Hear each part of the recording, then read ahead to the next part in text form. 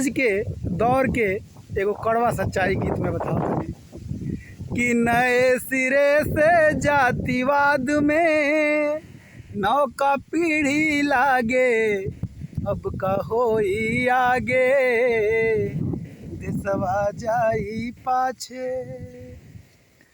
कि जाति खो जाता काहे बस राजनीति में, अहुमच के दहेज चाही शादी बेरा बेटी में। डॉक्टर मास्टर वकील चाही ज्ञानी, ओ बेरा जाति काहे नाही खोजतानी।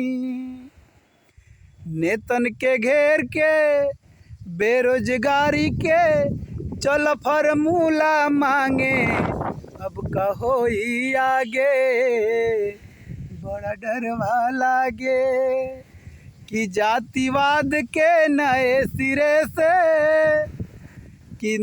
सिरे से जातिवाद में नौका पीढ़ी लागे, अब का होई आगे देशवा जाई पाछे।